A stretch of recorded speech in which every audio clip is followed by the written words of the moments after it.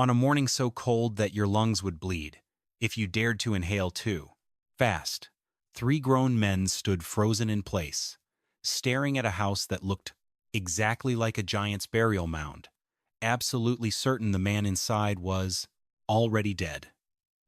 The high plains of the northern Dakota Territory in November of 1885 were not merely cold, they were hostile. The wind did not blow across the grass. It scoured the landscape like a raw iron blade, carrying a freezing humidity that penetrated wool, leather, and skin until it settled deep inside your bones. It was a place that offered no forgiveness for mistakes. And, yet, in the middle of this barren flatland, one man's building project had become the laughingstock of three separate townships. His name was Erik Solberg. He was a 34-year-old Norwegian immigrant who had arrived in the territory during the spring thaw, carrying little more than a box of worn hand tools, a strong back, and an old horse. Erik was a quiet man, possessing a stoic nature that the local settlers often mistook for simple stubbornness. He spoke only when spoken to, and even then, his English was slow and heavily accented, filled with the soft, rolling cadences of the Telemark valleys he had left behind. When Erik first claimed his 160 acres under the Homestead Act, the Fordings, locals had watched him with a degree of patronizing curiosity. They had seen many immigrants arrive with grand, impractical ideas, only to watch them quickly abandon their foreign ways once the realities of the American frontier set in. But Erik did not show any signs of adapting to the local ways. Instead, he began Todai. This was not a standard root cellar, the kind of small, drafty cave that most settlers gouged into the side of a hill to keep their potatoes from freezing. Erik's excavation was massive. He took a heavy spade and spent nearly 3 weeks carving a giant circular pit into the gentle southern slope of his ridge, a hole that measured nearly 38 feet in diameter and went 5 feet deep into the clay. His neighbor, Sam Clanton, would often ride past on his bay horse, pausing at the edge of the dirt pile to watch the quiet Norwegian haul up heavy wooden buckets of earth. Sam would shout down into the pit, jokingly asking Erik if he was planning to build an underground ballroom, or perhaps a direct tunnel back to Norway. The men who gathered at the trading post would laugh at the stories Sam brought back, shaking their heads at the sheer, useless labor of the stranger. To them, digging a hole that size by hand was a waste of calorie and time, a foolish endeavor for a man who should have been focused on cutting timber and raising walls before the first blizzard blocked the trails. But Erik never stopped. He would simply pause, wipe the sweat and clay from his back and brow, nod politely to his neighbor, and descend back into the earth to continue his work. He was not digging because he was stubborn. He was digging because he calculated the exact relationship between the earth's mass and the winter wind. He knew that the ground held a secret that would save his life. He was going to build a house that would outlast all of their standard cabins combined. Every spadeful of clay he tossed aside was one step closer to an elegant, quiet victory over the cold winter. By September, the massive excavation was complete, and Erik began to construct the structural skeleton of his home. Instead of laying down a traditional raised timber platform to keep the floorboards away from the damp earth, he began setting flat river stones in a low, circular pattern. The foundation rose barely 8 inches above the surrounding grade, a detail that local builders found highly alarming. They believed that by keeping the wood so close to the soil, Erik was practically inviting timber rot and moisture to destroy his home before the first season had even passed. But the foundation was only the beginning of the stranger's design. Erik proceeded to raise a series of massive vertical pine posts in the center of his circular foundation. These center posts were unusually tall, reaching 15 feet into the sky, but as he moved outward to frame the perimeter walls, the structure took an even stranger turn. The outer wall framing stood only 5 feet high, a miniature barrier that seemed far too low to accommodate a grown man.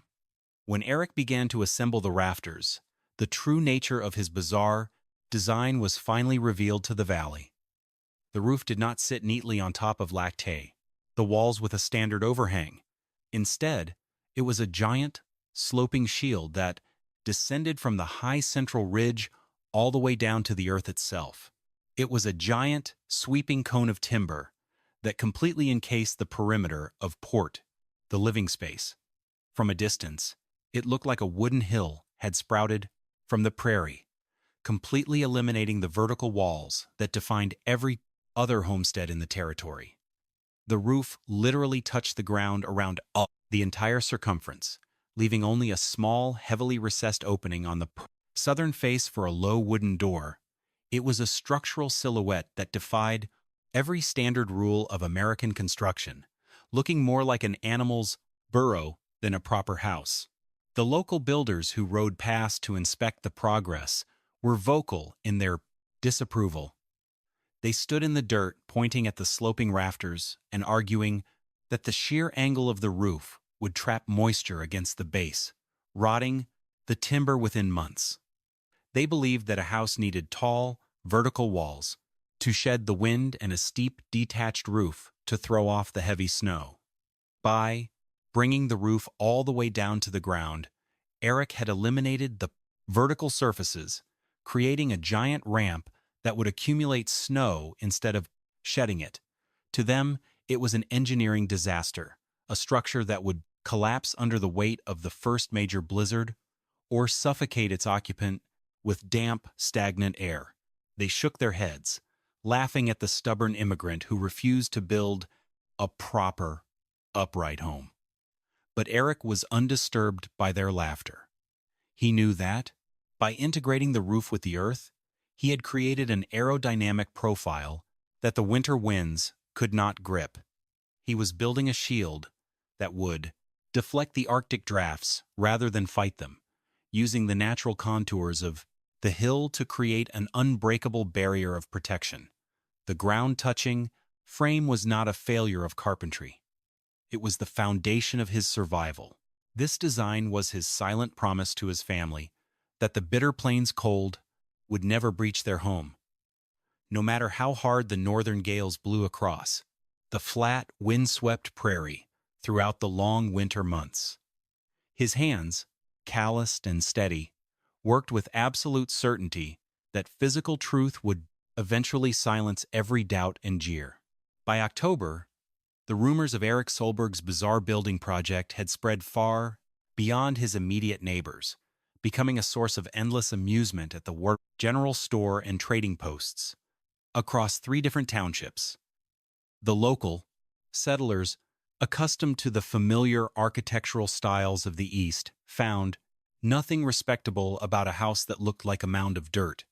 They prided themselves on their ability to conquer the wilderness with straight lines, high walls, and soaring roofs, viewing Erik's low, ground-hugging structure as a retreat from progress, a sign of primitive, foreign ignorance that had no place on the modern American frontier. The primary voice of this criticism belonged to Tom Vance, a master carpenter who had moved to the territory from Pennsylvania 2 years prior. Tom was a highly respected man who had constructed more than a dozen cabins in the valley, each built according to the established traditions of the East.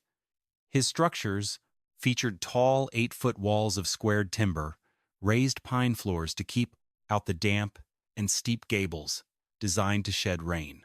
Tom was a man of firm convictions, and he viewed Erik's round, earth-berm design as an insult to the carpentry trade, a wasteful, foolish experiment that went against every rule of sound construction. Whenever Tom gathered with the other men at the trading post, he would hold court, explaining the structural flaws of Erik's home with the absolute confidence of an expert. He argued that the circular design was highly impractical, leaving no corners to hang shelves, stack crates, or position furniture. He declared that by bringing the roof down to the ground, Erik was inviting every rodent and predator in the territory to nest on his shingles, creating a direct path for vermin to overrun his living quarters.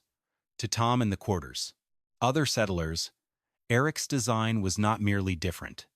It was fundamentally wrong, a desperate, clumsy attempt at shelter, built by a man who simply did not know any better. Sam Clanton, whose cabin sat just down the ridge, was equally dismissive, though. His concerns were more practical. He warned Erik that by digging his foundation so low, he was guaranteed to flood during the spring thaw, turning his home into a muddy pool.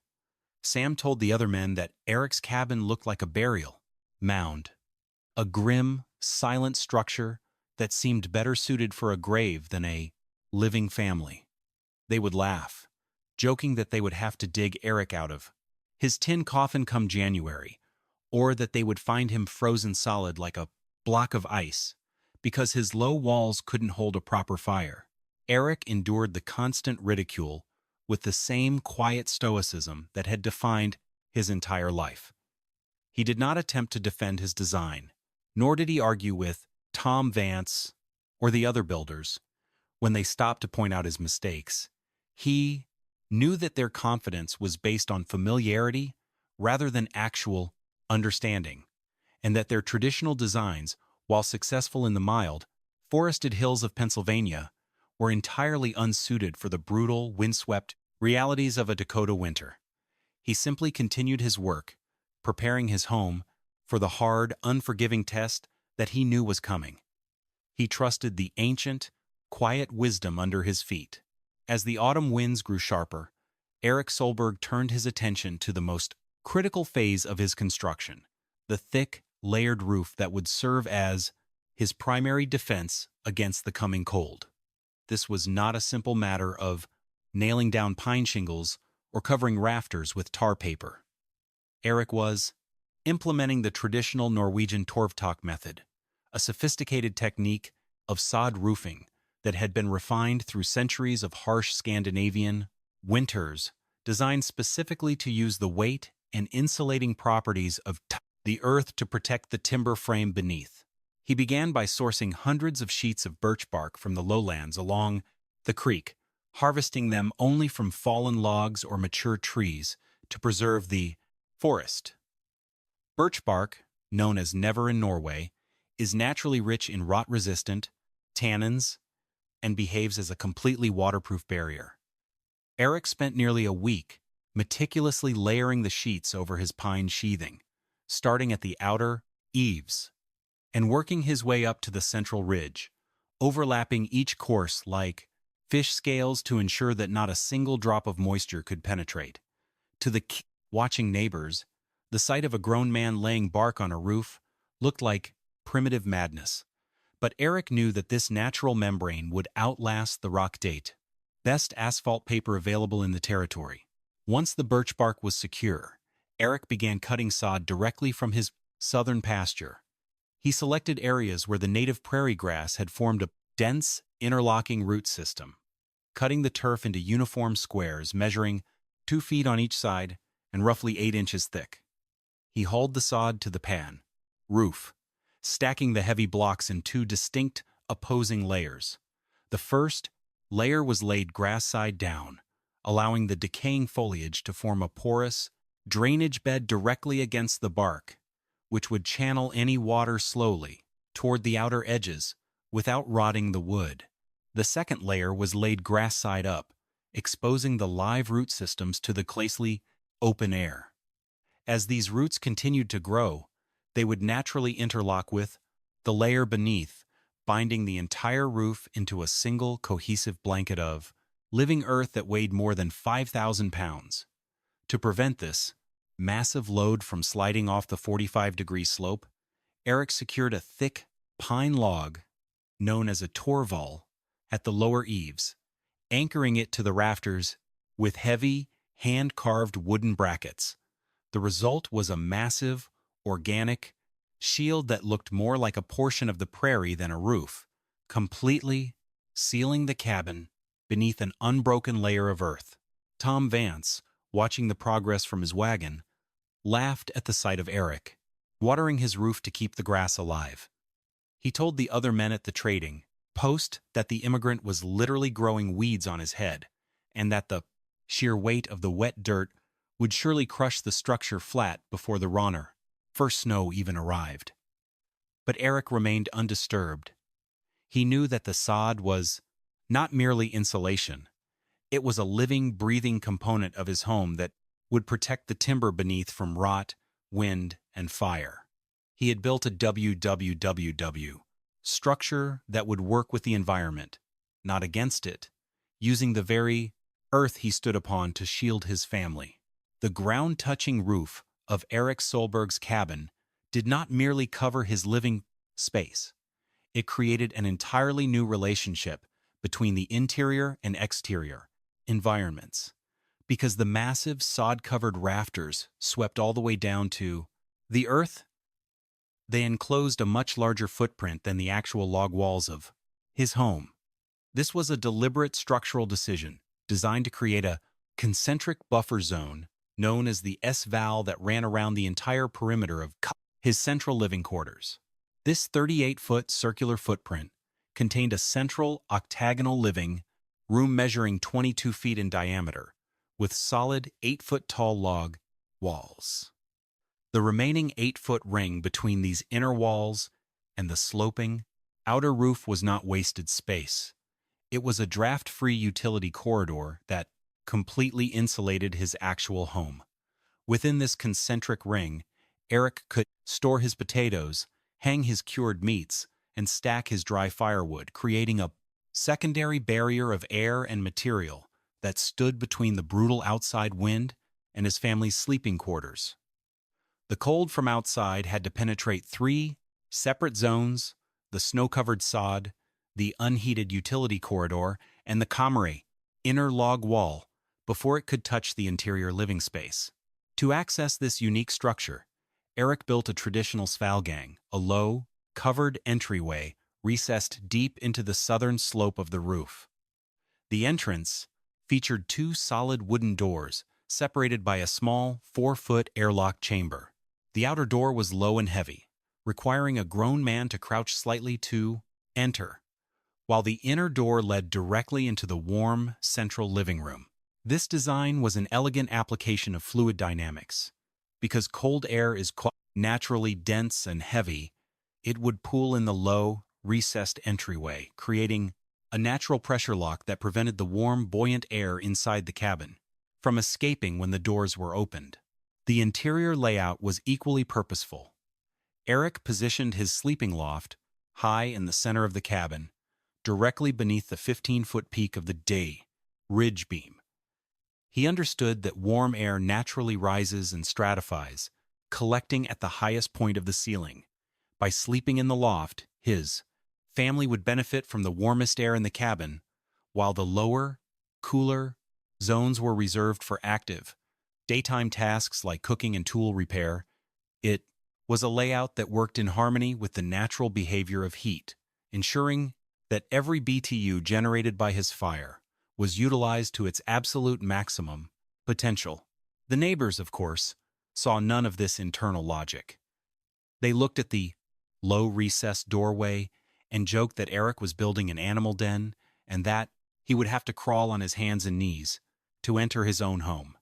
They believed that a proper house needed a grand, upright entryway that stood proud against the elements, viewing Erik's recessed svalgang as a sign of poverty and defeat.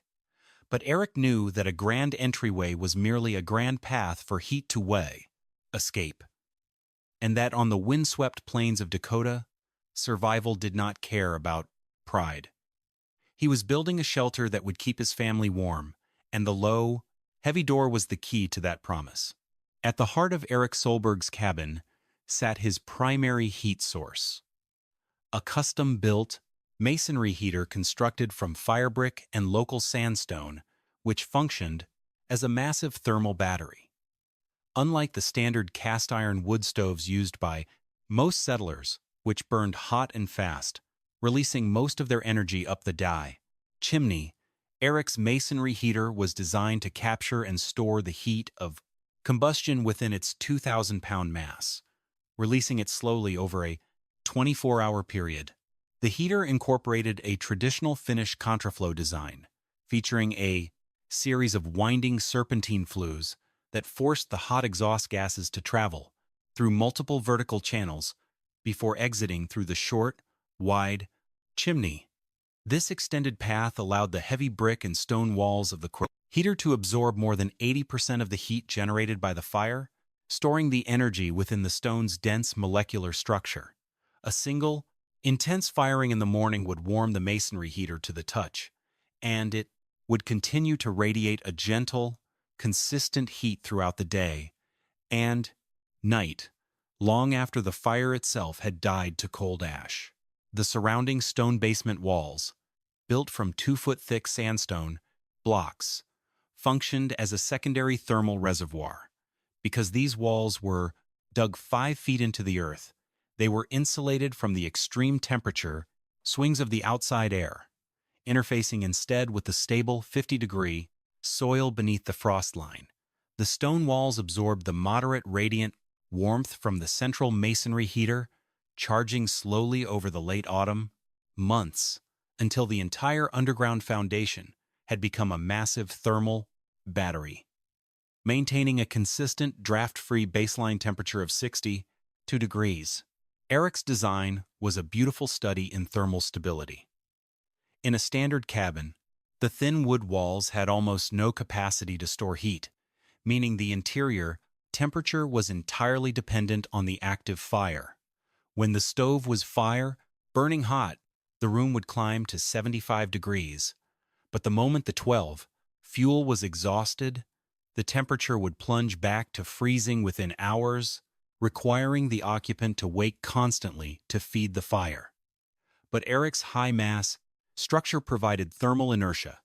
A temperature change on the outside took hours to propagate through the thick sod roof, the stable earth berms, and the stone foundation, smoothing out the wild temperature swings of the high plains. The local builders, accustomed to the immediate, intense heat of their cast iron stoves, viewed Erik's masonry heater with deep skepticism. They watched him burn small, intense fires for 3 straight days in November, laughing when they saw that the cabin's air temperature barely reached 50 degrees during the first day of heating. They believed that his heavy stone walls were simply sucking the heat out of the room, acting as a giant cold sink that would freeze him out of his own home. They did not understand that the stone was merely charging, absorbing the energy that would soon protect Erik's family from the most brutal winter the territory had ever seen. They laughed at the stranger's quiet patience. But Erik knew that the stone's memory was longer than their doubts. The change in the weather began on the morning of the 11th of January, 1886, with an Ennemary Adam 1886. Eerie, suffocating stillness that settled over the Dakota Territory like a heavy wool blanket. The wind, which had been gusting from the west for weeks, suddenly died to a complete calm, and the sky took on a peculiar greenish-gray cast that veteran plainsmen recognized as the harbinger of serious danger. The temperature, which had hovered at a relatively mild 15 degrees above zero, began to drop with terrifying speed, falling 5 degrees every hour as an Essen Devon Arctic air mass began to pour down from Alberta, Canada. By midnight, the thermometer outside the general store read 26 degrees below zero, and the wind had returned with a vengeance. It came down from the northwest in gales of 40 miles per hour, pushing the effective temperature into territory that few of the settlers had ever survived. It was the worst kind of blizzard, a dry, screaming gale that turned the loose prairie snow into a blinding wall of white, reducing visibility to less than 3 feet and making any attempt to walk outdoors a potentially fatal mistake. The wind did not merely blow. It scoured the valley, searching for any gap, any crack, any weakness in the structures of the valley. Erik Solberg stood at his low southern doorway, watching the storm develop through the small glass pane. He could hear the wind screaming across his roof, a deep, rhythmic hum that rattled the heavy pine log at his eaves, but failed to create a single draft inside his home. His ground-touching roof, with its gradual 45-degree slope and thick sod cover, was acting exactly as he had designed. The wind, unable to find a vertical surface to push against, simply slid over the curved timber cone, deflecting the Arctic drafts over and around his home, leaving the air inside completely still and calm. Inside, the central masonry heater was performing beautifully. Erik had lit a small, intense fire of split birch in the morning, letting it burn hot for 2 hours before closing the flue damper to seal the heat inside. The heavy stone and brick walls of the heater, now fully charged, radiated a gentle, consistent warmth that held the main living room at 64 degrees. His family sat comfortably in the warmth, his sons reading by lamplight, while his wife prepared a hot stew on the iron cooktop. There was no smoke, no soot, and no drafts of cold air creeping across the floorboards. Outside, the temperature continued its relentless dive, reaching 36 degrees below zero by dawn of the second day. The wind gusts reached 50 miles per hour, turning the prairie into a frozen wilderness that offered no mercy to poor design. At the general store, the thermometer froze solid, the mercury retracting completely into the bulb. It was a storm that would test the absolute limits of every cabin in the valley, a trial of survival that would separate those who built for appearance from those who built for truth. And as the wind howled through the long, freezing night, Erik Solberg knew that the ground beneath his feet was the only shield his family had. A quarter-mile to the east of Erik Solberg's earth-sheltered home, the cabin of tardy A.T. Sam Clanton was turning into a frozen cavern. Sam had built his house according to the established traditions of his family in Ohio. A handsome, rectangular timber frame with neat vertical siding, raised pine floorboards, and a steep, shingled roof that stood proud against the horizon. It was a design that had kept his family comfortable in the mild, forested hills of his youth, but here, on the windswept Dakota plains, under the impact of a 36 below zero gale, the house was failing. The first sign of structural failure came in the middle of the night with a series of sharp, explosive cracks that sounded like rifle shots echoing through the valley. It was the moisture inside his green pine timbers freezing and expanding, splitting the wood with enough force to send structural tremors through the entire cabin. Sam woke with a start, his breath crystallizing in a white cloud above his blankets, burning, but the heat was being stripped away from the walls faster than the wood could produce it, leaving the interior temperature hovering in the low 40s. The draft was relentless. Because Sam's cabin sat on a raised timber platform, the wind scoured underneath the floorboards, pulling the warmth out through the gaps in his pine planks. The floor temperature dropped to 28 degrees, turning his water bucket into a solid block of ice. Within minutes, Sam's youngest son began to cry, his feet numb with cold, despite wearing 2 pairs of Vaxdeck and heavy wool socks. Sam's wife, Sarah, spent the night huddling near the stove with their children, wrapped in every quilt and blanket they owned, while Sam worked frantically to seal the drafts with rags and flour sacks.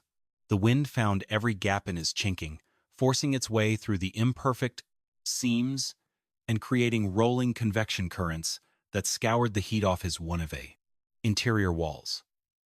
The wood frame, which had seemed so solid in October, now felt like paper against the force of the Arctic blast. By morning, a thick layer of white frost had formed on the inside of his northern wall, a silent, creeping barrier of ice that grew larger with every hour. Sam knew that if the fire died, the frost would overrun his home, turning his cabin into a frozen tomb. He looked out his frost-covered window, trying to see the distant mound of Erik's house. But the whiteout was absolute. He wondered if the quiet Norwegian was already dead, frozen solid beneath his pile of dirt and sod. Sam felt a pang of guilt, remembering how he had laughed at the stranger's work, but his own struggle left no room for pity. He had to keep his fire burning, had to keep his family alive, and the wood in his indoor wood box was already running dangerously low. He pulled on his coat, braced himself against the door, and prepared to face the killing cold outside. The situation at the cabin of Robert McKendrick, the master builder who had criticized Erik's work so confidently, was equally desperate. Robert had spent his entire life mastering the carpentry trade, and his home was considered the finest in the township, a spacious, well-built structure with 8-foot walls of squared timber, a steep gable roof, and a large stone fireplace on one end.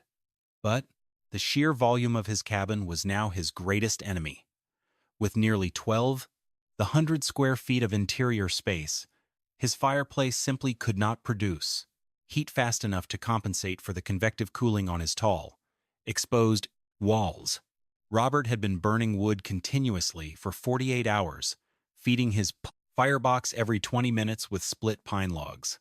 He was burning through his winter stockpile at a rate that terrified him, consuming nearly a cord of wood in 3 days.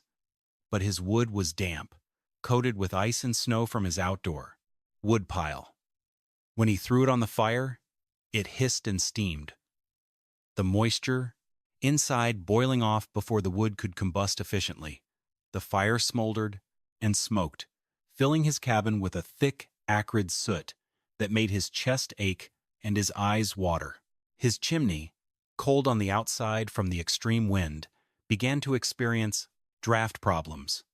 The cold air pushed down the flue, forcing the smoke back into his living room, until the air inside was so thick that his family had to crawl on their hands and knees to breathe. Robert was forced to crack open his bangous southern window just 2 inches to allow the smoke to escape, a desperate move that let in a constant draft of sub-zero air. The temperature in his sleeping corner dropped to 38 degrees, and the walls began to weep condensation that froze into long icicles along his baseboards. William Gardner, who had predicted that Erik's sod roof would collapse under the Korkner snow load, was facing his own survival crisis.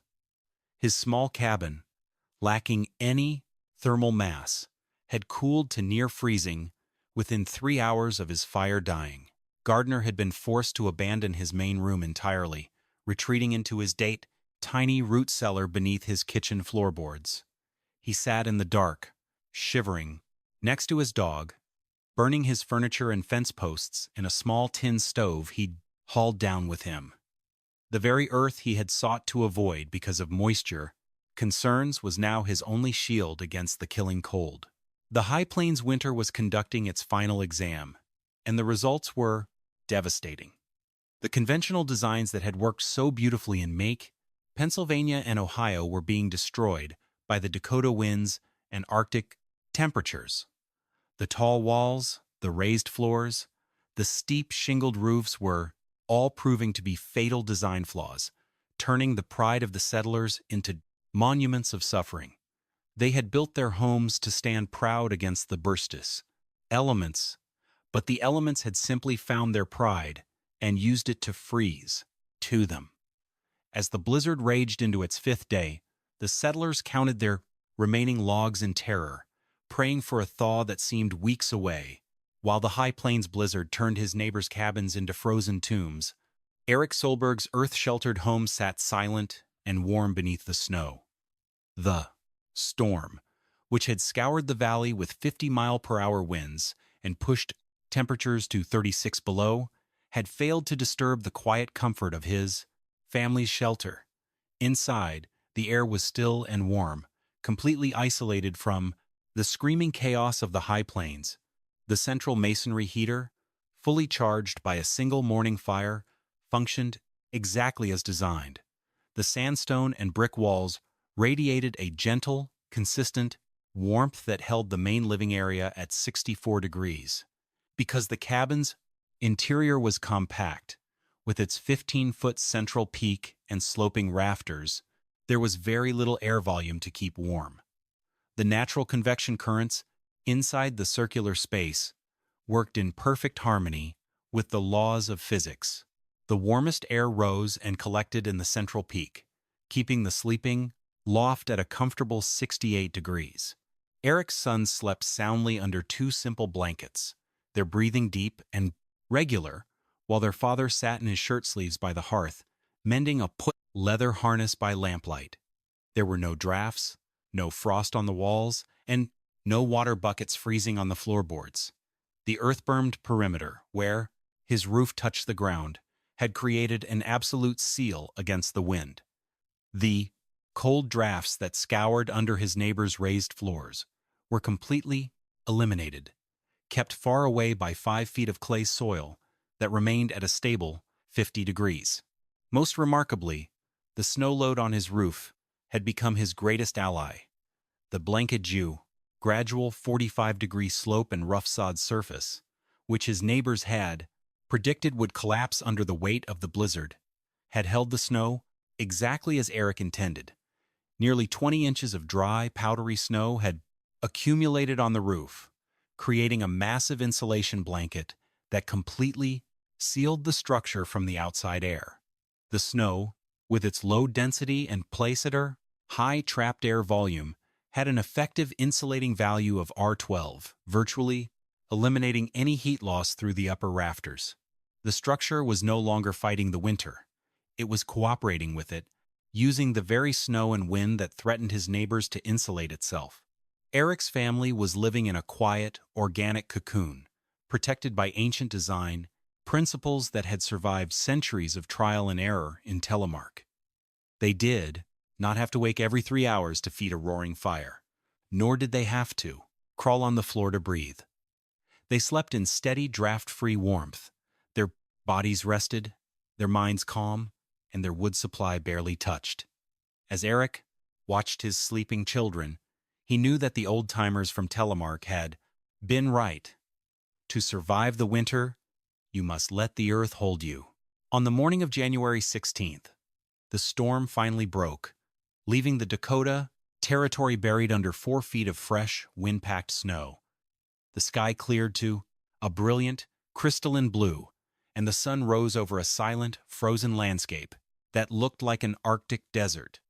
The temperature, however, remained brutally cold, hovering at 31 below zero at noon. It was a clear, freezing world that offered no comfort to the survivors.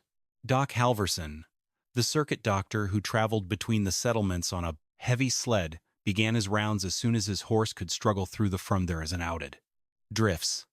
He was a veteran of many winters, but what he encountered that morning shocked him. At his first stop, the Johnson homestead near Jordan, he found a family in ruins. 19 of their 46 breeding cows had frozen to death in their shelter, and the family was huddling in their kitchen, low on food, shivering in coats next to a smoldering fire.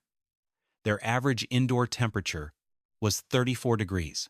At the next stop, the cabin of Sam Clanton, the doctor found similar misery.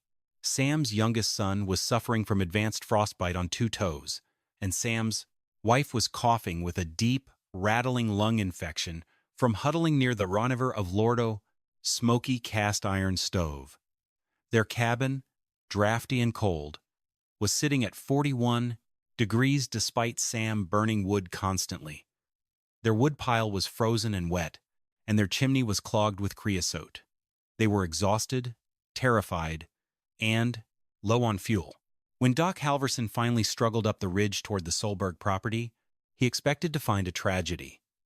He'd seen the strange sod roof design in autumn and had agreed with the other men that the immigrant's burial mound was a burial mound death trap.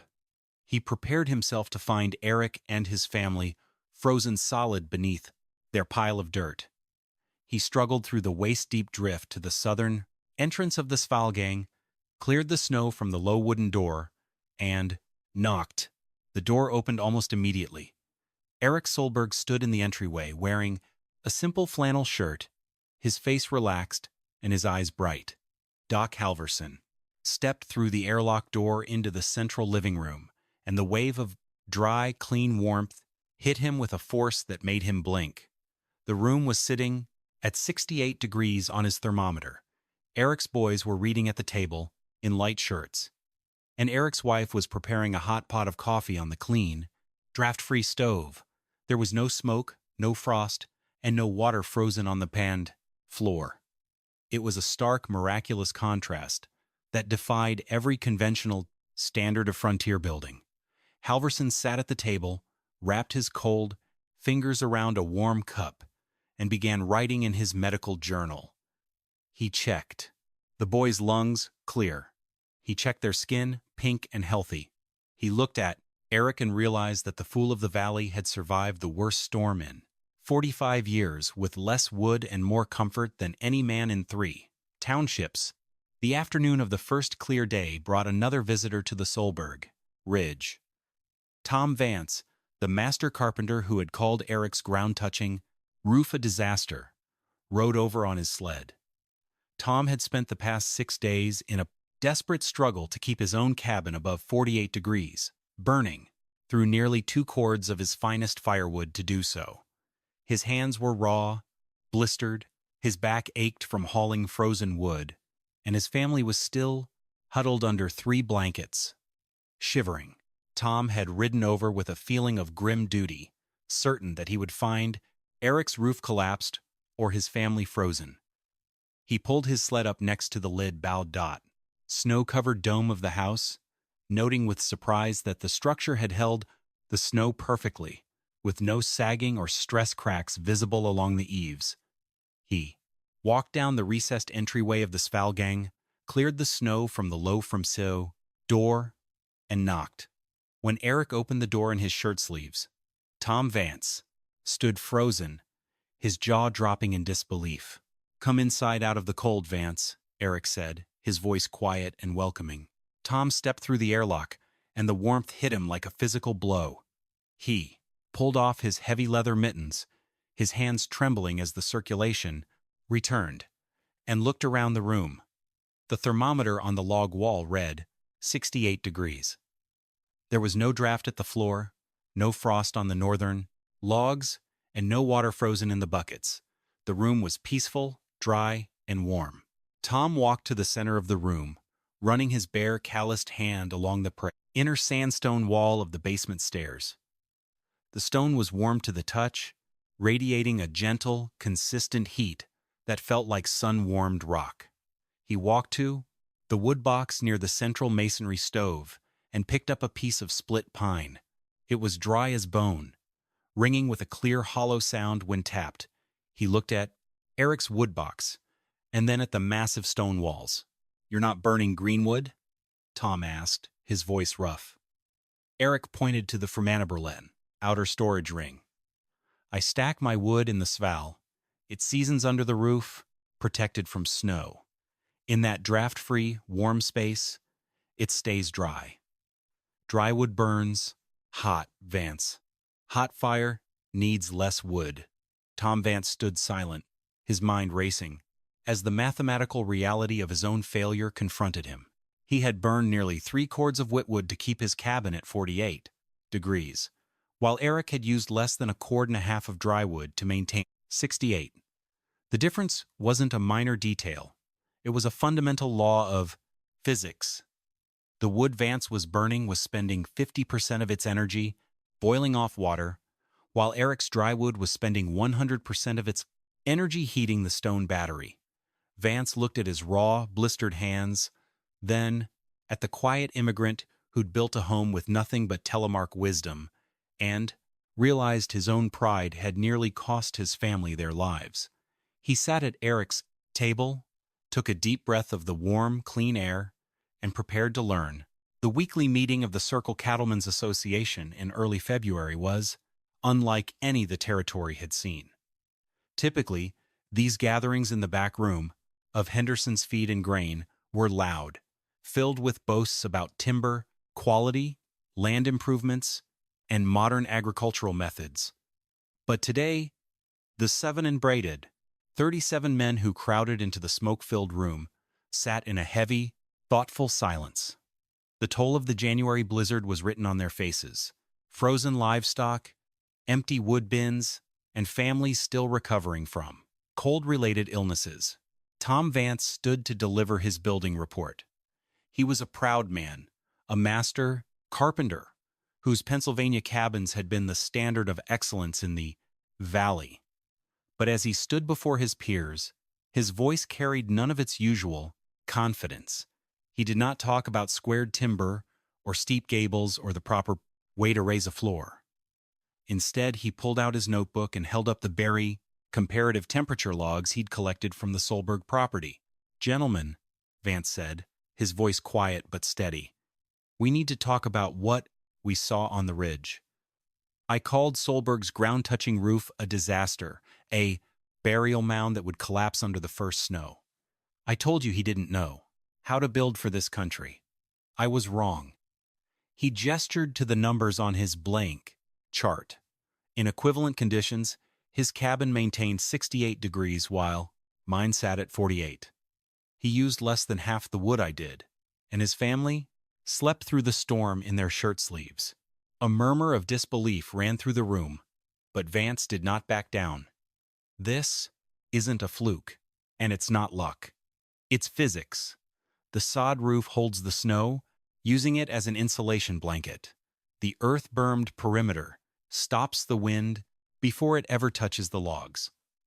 The stone basement acts as a thermal battery, storing heat and releasing it slowly over 24 hours. He looked at the builders in the crowd. We've been building Pennsylvania cabins in Dakota conditions and wondering why we're freezing. That's not progress, gentlemen. That's pride." The admission was a powerful turning point for the community.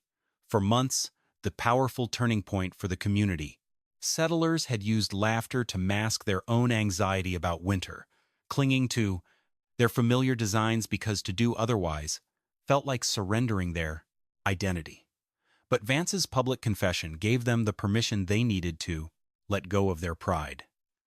They looked at the raw, blistered hands of the master carpenter, then at the stark numbers on his chart, and realized that survival did not care about their traditions. Erik Solberg, sitting quietly in the back row, did not gloat or say a word. He did not have to. The quiet warmth of his home, now vindicated by the valley's finest builder, spoke more eloquently than any speech he could have made. One by one, the men in the room began approaching him, asking about rafter angles, sod, thickness, and the proper way to layer birch bark.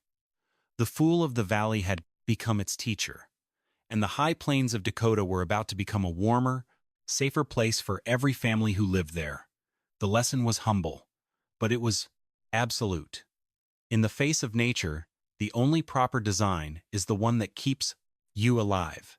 The spring of 1886 brought a quiet, focused energy to the northern Dakota Territory.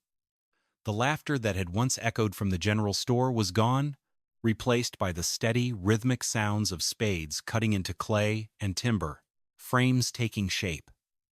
The lesson of the January blizzard had been absorbed by the community, and now the settlers were racing to adapt their homesteads before the next winter arrived to test them. Erik Solberg found himself in constant demand.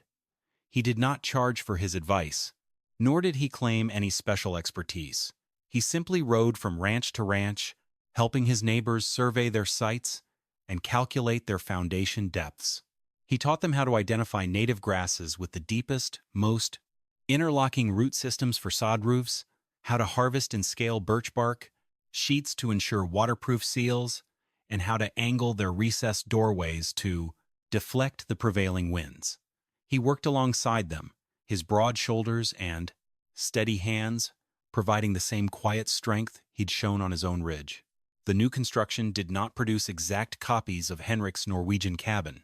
The American settlers, with their pragmatic nature and attachment to rectangular layouts, developed what became known as the Dakota hybrid.